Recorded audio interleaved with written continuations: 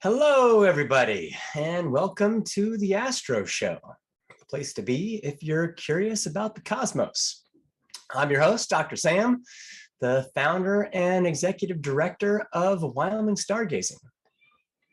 Here, you can pick the brains of astrophysicists, get some advice from an aerospace doctor, learn what astronomers have to say about life, and find out what's happening above your head all in the same place. So we hope that you join us the second and fourth Tuesdays of every month on YouTube, Twitch, and now on Facebook. Remember, you can chat your questions on Twitch and YouTube, or you can call in using the Zoom link information on your screen and talk to us directly. We would love to hear from you, either with questions or comments, so please give us a ring. In this week's show, we're going to talk with author Bethany Stahl, who, among other things, writes children's books about science, including topics of the night sky. And she'll be here later on to tell us all about her work. But before she joins us, let's welcome our co-stars. First, clinical supervisor for student teachers at Western Governors University, it's Dr. Michelle Valdez. Hey, Michelle. Hello.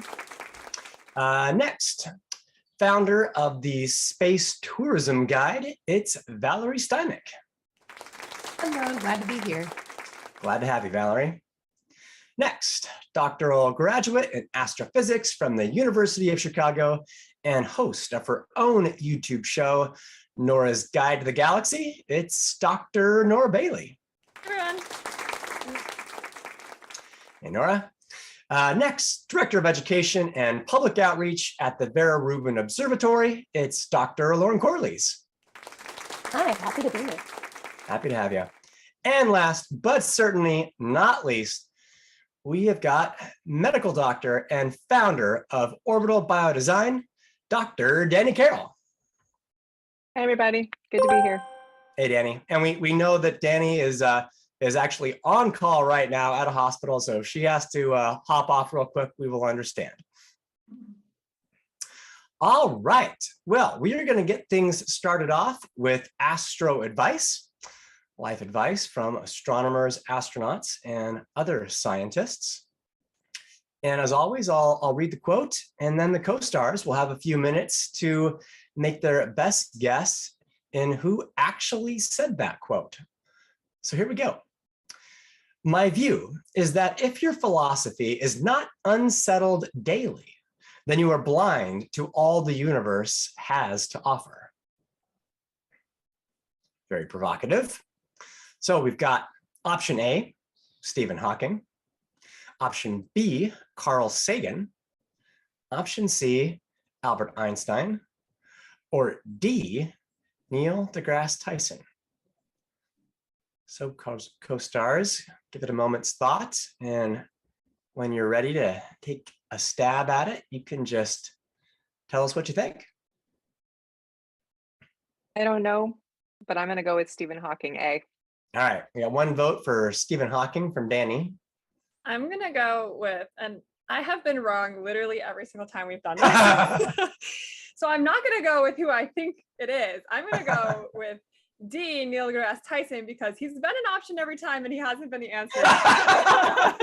Process of elimination. All right, I got one vote for D from Nora. And I like that because he was African-American. I remember that teaching students. And he had a great quote about philosophy, and a lot of great quotes, but I'm going to join her on that. Okay, so we got two votes for Neil, another one from Michelle.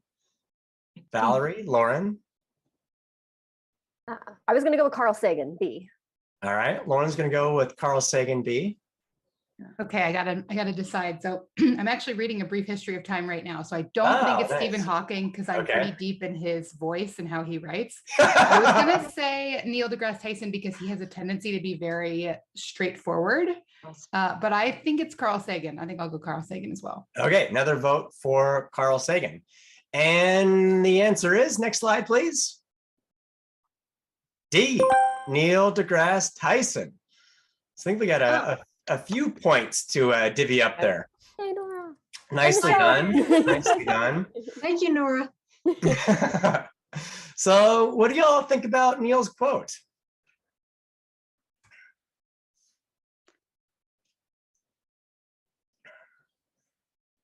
I think I identify with portions of it. I don't know if I would have stated something like this quite so strongly. For me, like if I'm not doing something that makes me a little bit uncomfortable or a little bit unafraid, then it means not really pushing myself or trying new things or really challenging myself and like staying in my comfort zone.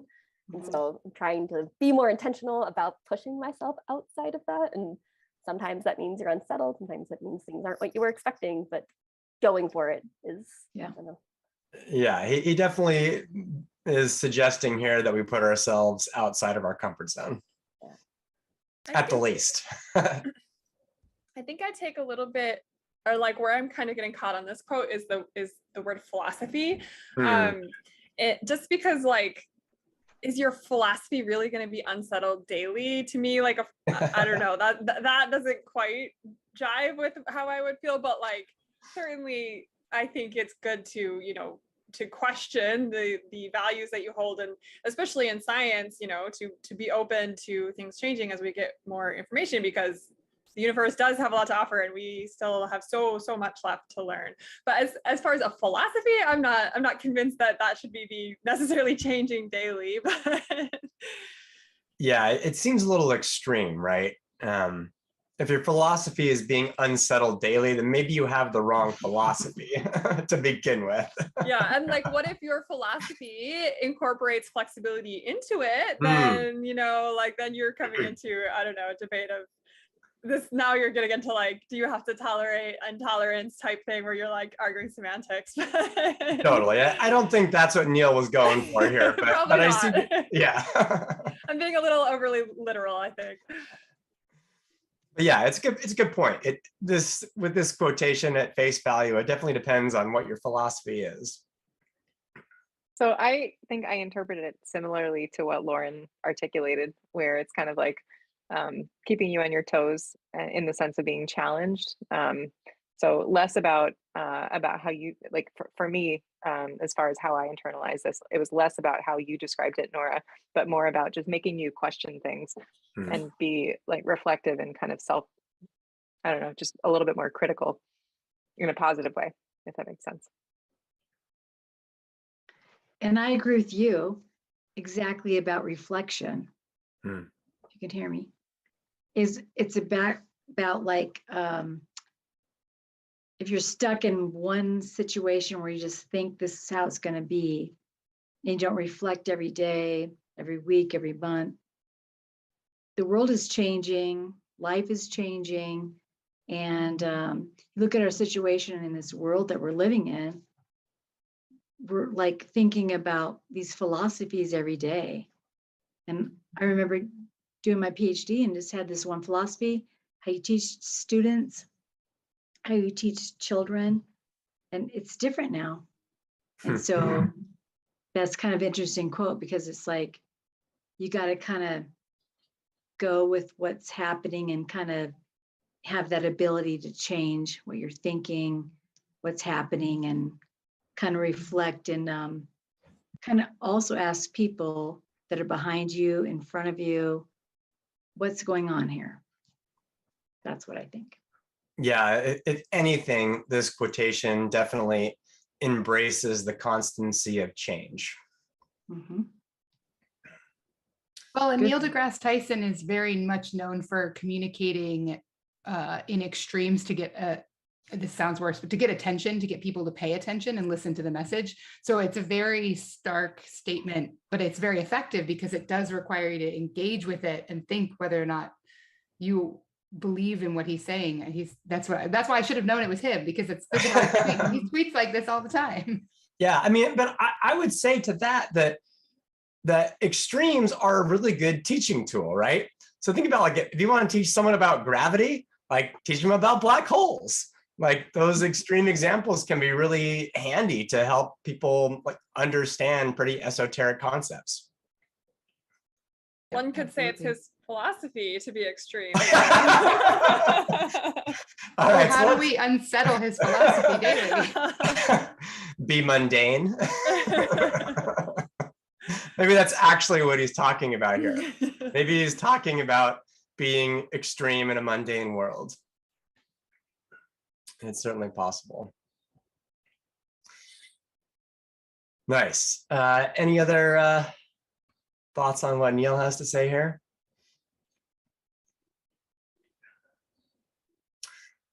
All right. Well, let's move on to our next segment, which is Astro 365, this day and week in astrophysics history.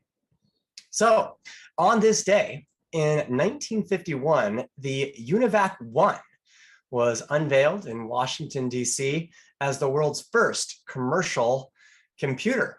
And it was a whopper, 8 feet tall, 7.5 feet wide, 14.5 feet long.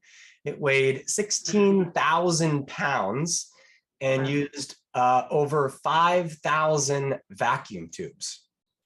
And with all of that, it could perform about 1,000 calculations per second. Not bad, but we're talking about like many, many orders of magnitude less than what our pocket computers can do today. But on November 4th in 1952, it achieved national fame when this first computer correctly predicted that Dwight D. Eisenhower would win a landslide victory as president after only a tiny percentage of votes were in. So whether it just got lucky or it had some algorithm that can predict presidential elections, we will never know. But that was UNIVAC 1's claim to fame. And I was a little curious because I've read about vacuum tubes for a long time, but I've actually never looked up what a vacuum tube is. So I finally did that this afternoon. And just, you know, they look a lot like light bulbs. You've got an anode and a cathode, basically two different points of electrical voltage, and you send the voltage through, and there's this little plate separating them. And depending on how much voltage you put on the plate, you can allow the current to pass through or not. And by that, you get an on-off switch, an electrical on-off switch. And the tricky thing about vacuum tubes is you have to have a vacuum. So there were these like literal glass containers with the air sucked out of them, which allowed the current to flow through unimpeded.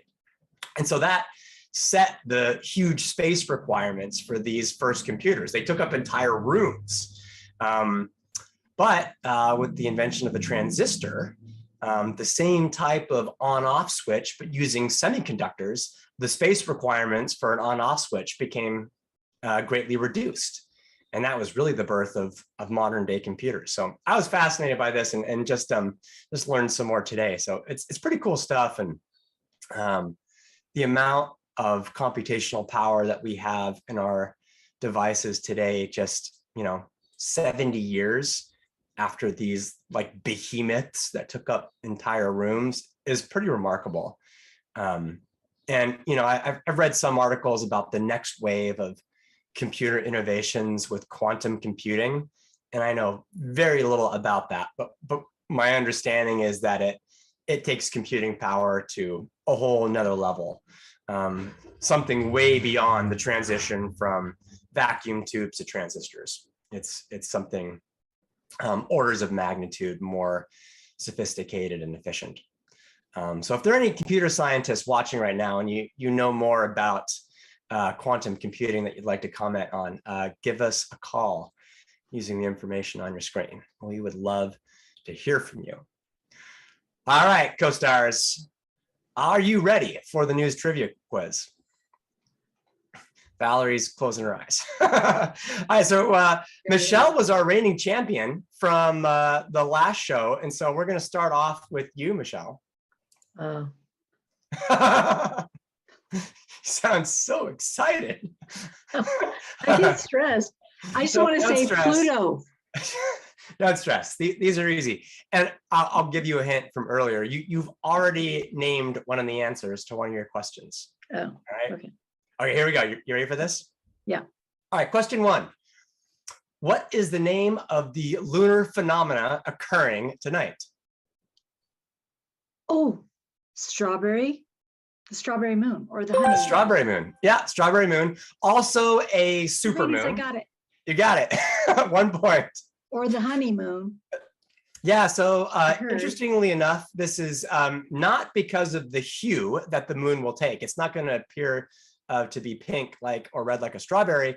It's actually about the Native American Algonquin Nation and their strawberry harvest festival, which is usually the very end of spring before summer. And so that's why the strawberry moon is the last full moon before summer, which is why we're having it the second week of June. And can I just add this to this? Yeah. Is this why this is happening? Because in that orbital rotation, it's closer to the Earth on our tilt.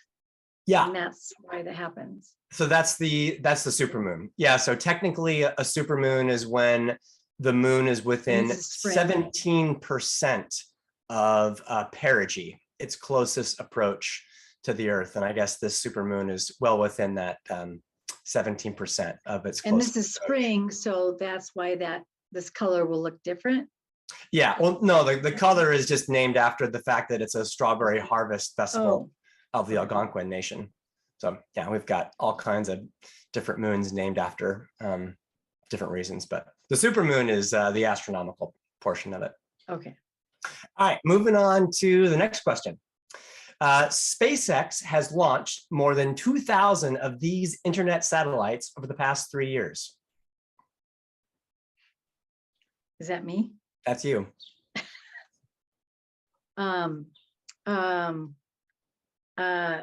What's his name? He has the Tesla cars. That's Elon, and the names of his satellites are. So Elon Musk and I don't know. Got his name right, but Raising havoc with the astronomical community. These are the Starlink satellites. oh, I I'm not can't gonna give you get that it. one. All right. Chance for one more point. Here we go. Which groundbreaking new space telescope was struck by a bigger than expected micrometeoroid? don't know that. I'm just not doing good here. Take a stab at it. Okay, say it again. Which groundbreaking new space telescope was struck by a The bigger Hubble? than not Hubble? This is the James Webb Space Telescope. Oh, really? I did not Yeah, even know that. It took a hit. Hope it sounds like everything's okay. Did So put a when little, was James Webb hit? I did not know. I would this never. was just in the last few days. I don't remember exactly. Yeah. Sorry. But yeah, little scratch on the primary mirror. Everything still appears to be working correctly, but I'm not this going was to still something tiny. But Okay. all right, well, we got one more point for you, and so that brings you up to 2 points because you got the quotation of the. I got one correct thing. well. Yeah. All right, so 2 points for our reigning champion. Valerie, you are up next. Come on, Valerie, you can do it. All right, She'll you get ready? it. You ready for this? Sure. All right, here we go. Which space exploration giant does not have to conduct an environmental impact statement for their facility in South Texas, even though they still have to do about 75 different mediation changes to their facility? It's SpaceX? That's SpaceX. Yep. Yeah. Yeah, they got out of doing the full environmental impact statement, but still have to make some changes to bring it up to snuff according to the Federal Aviation Administration. All right, you got 1 point. That gives you one. All right, second question. Anomalous data is being returned from which distant probe's altitude, articulation, and control system? Oh no, I have no idea. Think very distant. I mean, yeah, I'm thinking Very the first distant. thing that jumped into my head, but I don't think I'm gonna go with Voyager. Yeah. Which one? Wow. One or two? One or two? Which one? Which is it? One or two? Yeah, Oh, we'll give you half a point regardless. Okay, I'm gonna go with two because I don't think we hear from one anymore. No, this is one. Oh no. It's okay. We'll give you half a point for that. Okay. Well, number one's not giving us good data, so who knows how long Not giving that'll us good last. data. Apparently, it's lost its own position. We don't know. It doesn't know where it is any longer, and because it's so far away, it's tricky to tell it where it is. Apparently, but it's not dead yet. All right, last question for you. So if you get this one, you'll take the lead with 2.5 points. Get it, Valerie. 4 of these mysterious objects were just detected by the University of Bern. It's the first time that multiples of these objects, which bridge the gap between the heaviest planets and the lightest stars, were reported all at once. I have no idea. I will offer up my point to anyone else who knows this one because I'm super curious. I think Danny, or not Danny, but I think Nora might really want this one. This is kind of her wheelhouse, which is why we couldn't give it to her. Exactly. What is it, Nora? I believe it's brown dwarfs. Yeah, these are brown dwarfs. Mm. Yeah, so these are little buggers that not quite planets, not quite stars, somewhere in between. But I guess this is the first time we've imaged a multiple system of brown dwarfs. Can I ask something? Yeah, So please. what would make it a brown dwarf versus a planet? Like, what's the threshold beyond which it becomes officially considered a planet? Just for Brown my own dwarfs- edification. Brown dwarfs fuse deuterium in their cores. So just like the criteria for becoming a star is to fuse hydrogen in the core, brown dwarfs are massive enough to fuse deuterium, well, which is hydrogen, but it's a heavy isotope of hydrogen.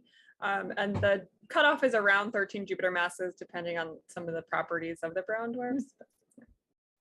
So it's size. Thanks. And what that size in terms of its overall mass and pressure can fuse in the core, like Nora was saying.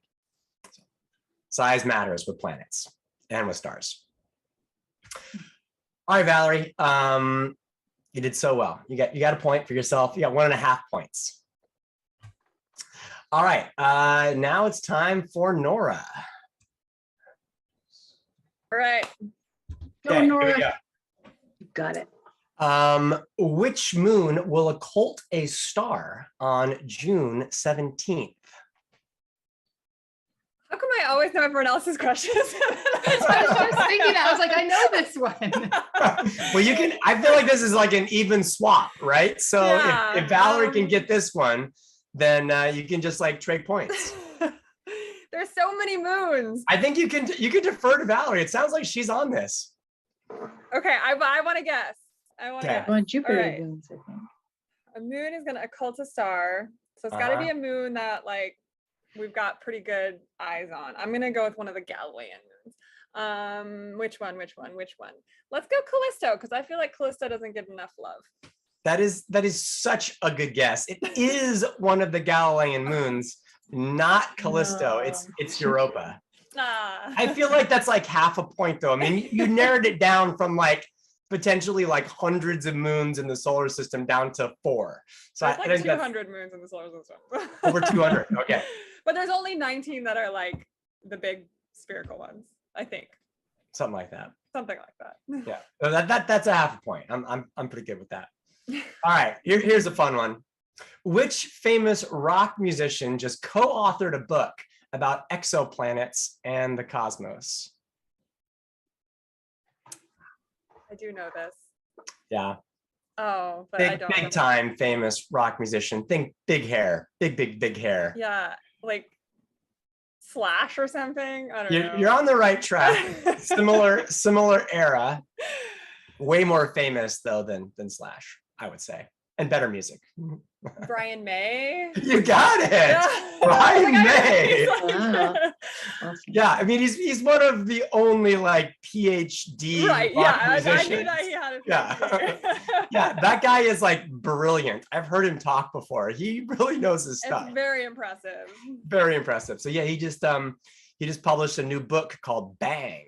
I did not know that though. That's really cool. Yeah, and with Sir Patrick Moore and a couple other actually I should say the late Sir Patrick Moore, unfortunately, and several other notable astronomers. But yeah, we can give you that one. You got it. All right, that's 1.5 points, and I think you had one before for Neil, right? That brings you up to 2.5. So you're in the lead. Chance for one more point here.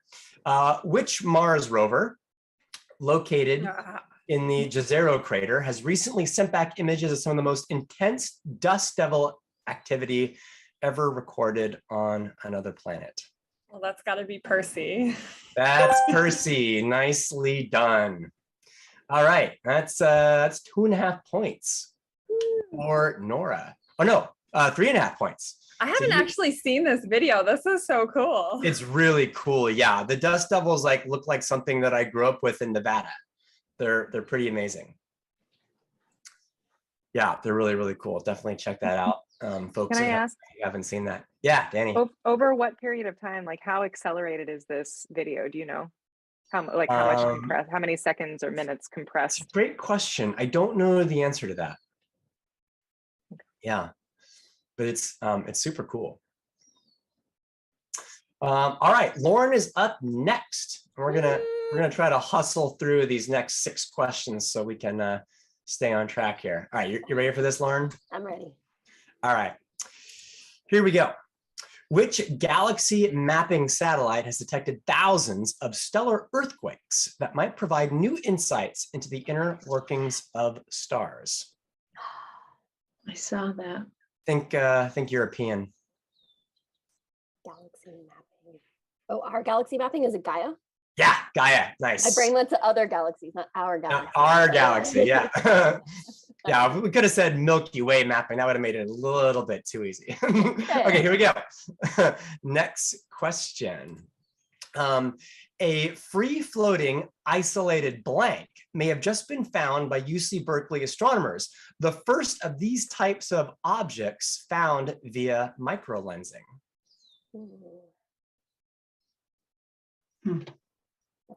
Well, no, I have a few guesses. Is it an asteroid? It's not an asteroid. Microlensing, that's the hint in this one. Is it a black hole? It's a black hole. Yeah, okay. Nicely done. Yeah, first isolated free roaming black hole found through microlensing techniques. That's really cool. Do you know what the mass of the black hole was? You know, there's contention about that. Two research teams both use the same microlensing technique. One group came up with +7 solar masses. The other group was like 2.7. So it might actually be like something else, like a neutron star. But we don't really know yet. Yeah, cool. Yeah, so it's Sam, what's microlensing? Ah, very cool. Yeah, so this is basically the distortion of light caused by some gravitational object. So this black hole is actually bending light from behind it around its edges, as you can kind of see in this picture. The distortion around the black hole is what we talk about. What do we mean by microlensing? And the micro just corresponds to it's just a small amount of lensing. It's a small stellar. That's why I was guessing some smaller things for the Yeah, it's a small stellar black hole as opposed to a supermassive black hole. Still a pretty profound object nonetheless. All right, well, you got that one. All right, one more question for you, Lauren. 2 giant blanks crashing into each other triggered enormous shock waves stretching 1.6 million light years through space in a recent scientific journal. 2 giant blanks crashing into each other triggered enormous shock waves stretching 1.6 million light years through space. Lots of big things in space, sort of what I'm. These are very, very, very large, very, very large things. In fact, Are some of they- the largest, Are they elliptical galaxies? even bigger. Galaxy clusters? Galaxy clusters, you got it. Nicely done. Like how big do I need to go? Very big, Yeah, yeah. very big. All right, so Lauren, I think that brings you into the lead. Maybe. I feel a little bit like I got some multiple guesses there. So I don't know if I feel comfortable being the winner, but I'm glad I was able to get there in the end. Nicely done. Yeah. All right, Danny, we got 3 questions for you. Are you ready? I think so. Okay. Which commercial rocket company carrying 2 small hurricane tracking satellites for NASA failed to reach orbit on Sunday after a major malfunction shortly after liftoff? I'm a little embarrassed that I've been living under a rock the last few days, the last week or so. Oh gosh, I don't know. I mean, I know Axiom has had some scheduled missions coming up, but I don't think that this was something that they were doing. It wasn't Axiom. Yeah.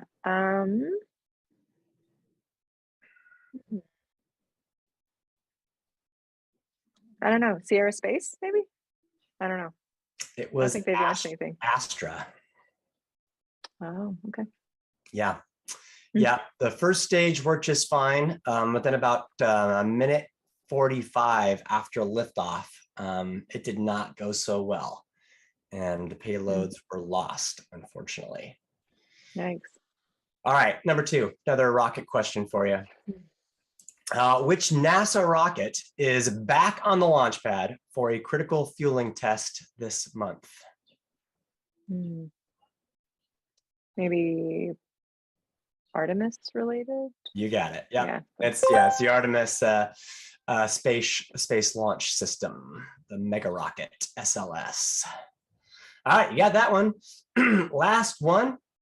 Which mission to a Jovian moon just hit a significant development milestone, arriving at JPL for assembly and integration of its mission's 9 scientific instruments?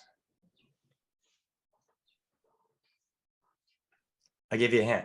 We already talked about this Jovian moon earlier on.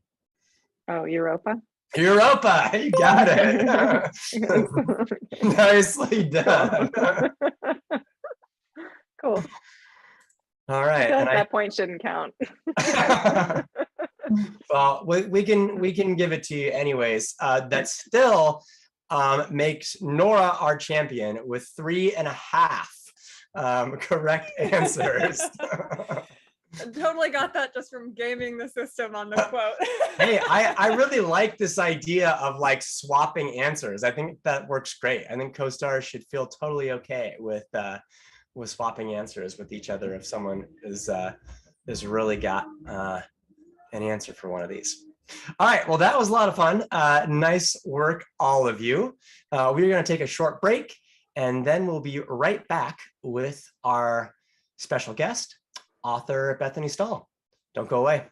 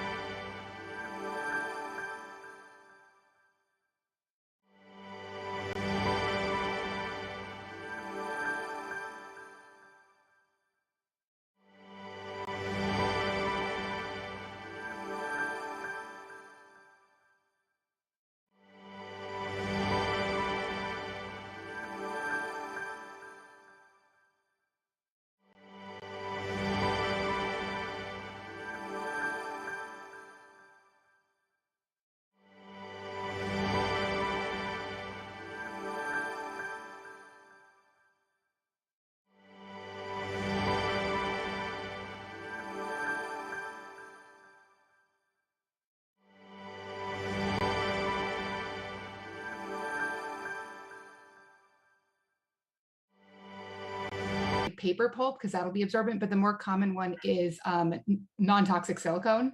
So it just passes right through you, but it can make you sick. So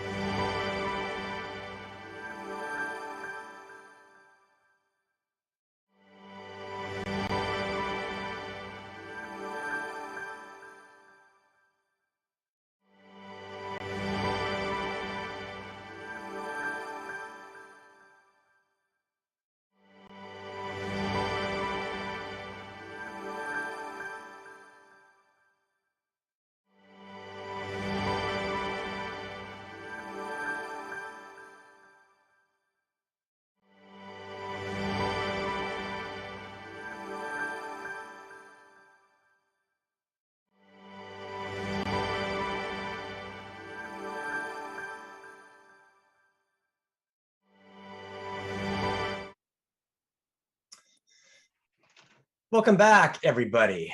We are here with our special guest, author Bethany Stahl. Bethany, thanks so much for being here. Yeah, thank you for having me.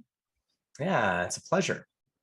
Well, we like to start off all of the special guest segments with the same question, which is, what's the one question that you wish everybody would ask you, but nobody ever does? I think it would be, would you like to adopt more kittens? Oh, So I take it you're a cat lover. Yes, all animals, but cats have stolen my heart. And so you probably have some cats now, yes? Yes, so we have 3, and that has been my cutoff. Nice. Well, I'm definitely a cat person as well. I know our operations director Maggie who's behind the scenes, and I'm seeing some nods as well. So I think there's some other cat lovers among us. So you're in good company. Well, you wrote this this awesome book, Save the Sky. You also did the illustrations for it, which is so cool.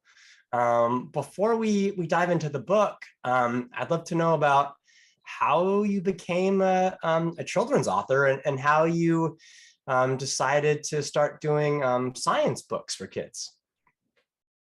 Yeah, so it's sort of a complicated story, but essentially I was getting my undergrad degree in biology, and during my undergrad degree, I had plans on going to veterinary school and continuing on with my doctorate. But along the way, I had sort of fallen in love with the aspect of teaching and inspiring children, and I started getting opportunities to really get into schools, and it just changed my entire perspective of what I wanted to do and how I wanted to help, because I never really thought that you can combine the love of art and science and mesh them together to create, children's books about science. And it sort of married 2 passions of mine, of science and art. So it was this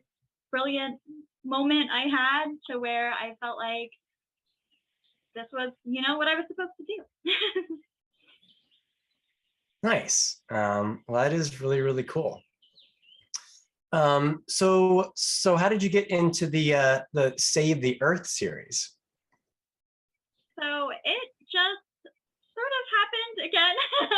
I have written a few books before that were just fun, but I was out of school and I was reading one of my other books, and afterwards they were asking all these questions, and somehow the topic turned into science and what about our oceans, and they wanted to learn more about that stuff. And I had a biology background, and I was like, great, this is so cool. I had no idea that these kids were interested in these topics, and we just started talking, and one of the kids was like, I really hope you write a book about fish and the ocean one day. And I went home that night and wrote Save the Ocean, which is the first book in my Save the Earth series. And after that, it has just continued on with fun topics all about, environmentalism and things of that sort. So it's been exciting. Very, very cool. So this topic of this book is near and dear to my heart.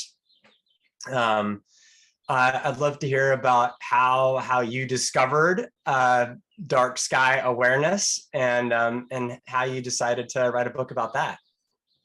Yeah, so dark skies were something I was not really aware of at all. Even being in the science community, it was something that never was really talked about.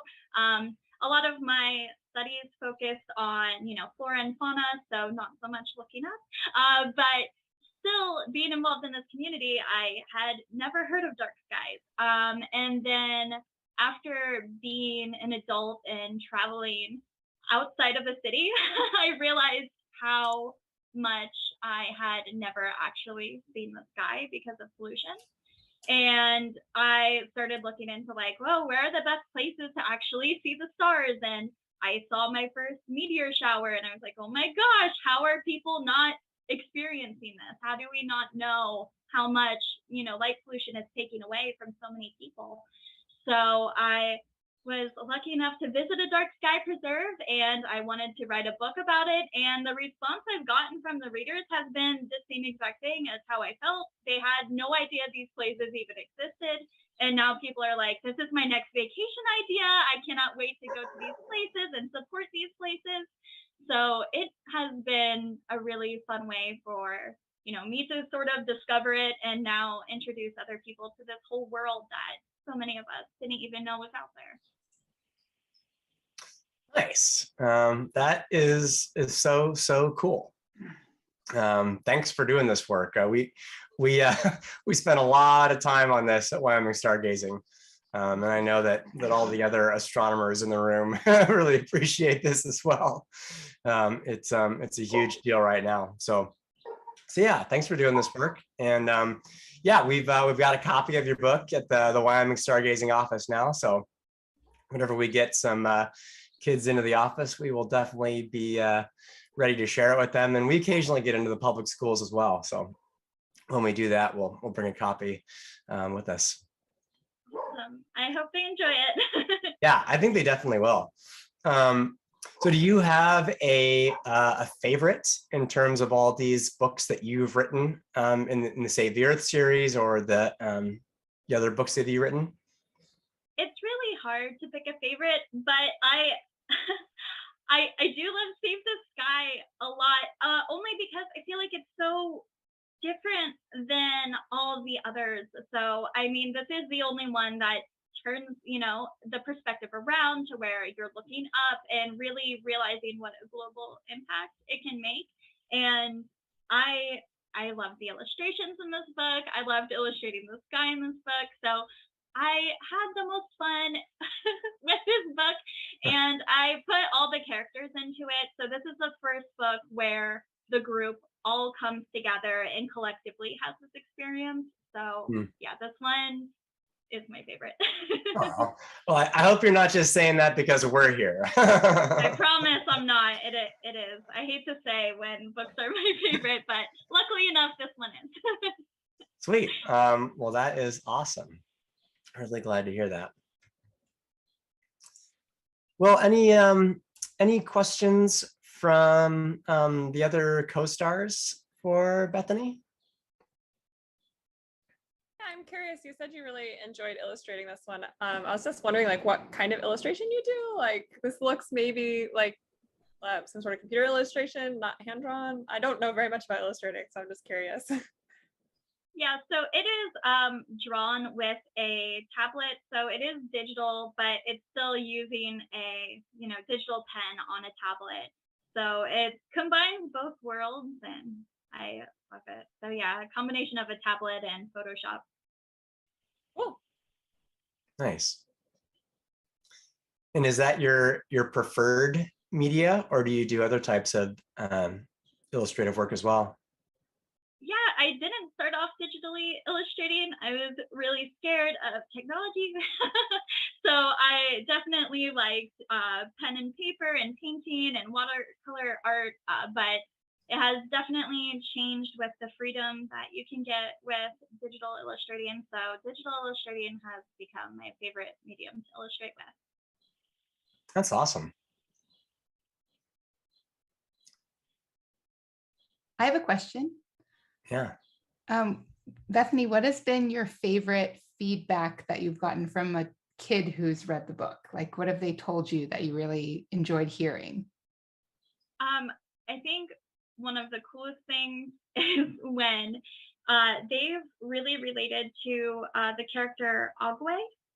So I have had the pleasure of hearing a child go, oh my goodness, we have to use reusable bags for Agwe. And just that statement that they were relating a message in the book. So Agwe is a sea turtle, and he was in Save the Ocean, he's in Save the Shark, and his babies make an appearance in Save the Sky. But I think that was one of my favorite moments, hearing their own connection from reading the story and relaying it into the real world, and immediately pulling a favorite character from their head. It just was overwhelming. It felt really good that the message was getting across, and it was awesome. Nice. I was wondering how you choose some of the messaging for this books, because it's this balance, right? If it is for children, that, you know, they are children, so making it that they can understand. But I'm always surprised at how much children can actually understand. And so how do you like find that balance for these stories? So I'm lucky enough to have a test group I get to work with, that I can sort of bounce ideas off of to make sure I'm not making it too simple or I'm not going too complex. And luckily, as the series grows, I can pull concepts that they've learned from past books and bring them into new ones.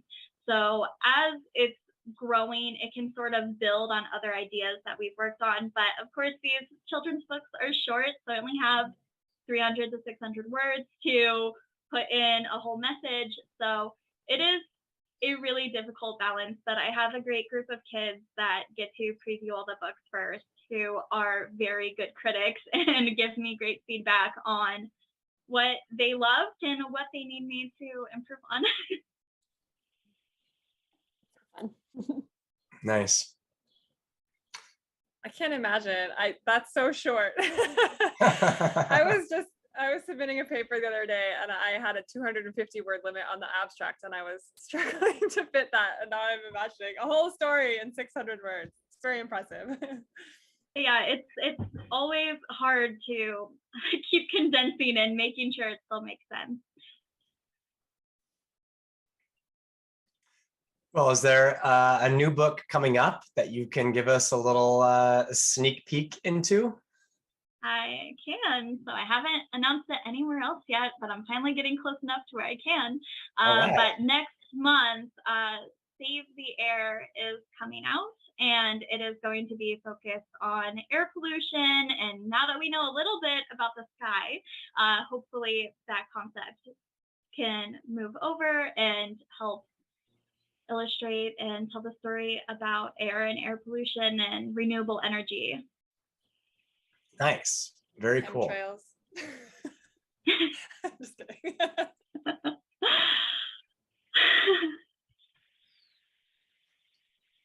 Right on.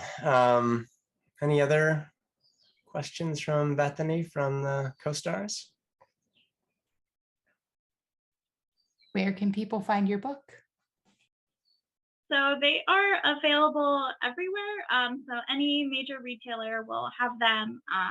And then if you can't find them, you can always go to bethanystall.com and click on the picture of the book you want, and it will direct you there.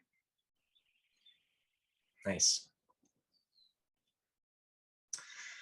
Well, Bethany, do you have any words of wisdom that you would like to impart to us or on any of our listeners? Oh, we've got a question from the audience, actually, about your books. What age group are your books best for? They are best for ages 3 to 8, I would say. It varies per book, but 3 to 8, I would say, is the sweet spot. But I've been told by teachers, they've used them in high school classes, which I thought was amazing. And there are preschools who use them as well. So it's exciting that they've been used in a wide range to illustrate the principles and messaging of it. So, but I think first graders are the biggest fans.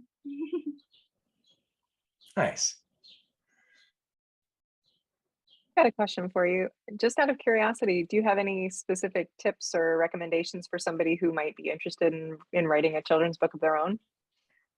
Yeah, so I have a YouTube channel where I share everything I've learned so far. And I've also just launched, it's selfpubby.com, selfpubby.com. And on there are courses to teach about all the different aspects of how to write a book, how to get it published, and all of the nitty-gritty stuff in between. That is awesome. I really could have used that when I was in grad school. I really wanted to write a children's book for my my Plan B project, as opposed to doing like a traditional master's thesis. And I took a stab at it. My committee was not psyched. So I had to change my approach. So I ended up creating this this educational website about astronomy, which was just fine. I still get like comments about it from like homeschool moms, and it's great. It's definitely, it's out there, and it occasionally gets used.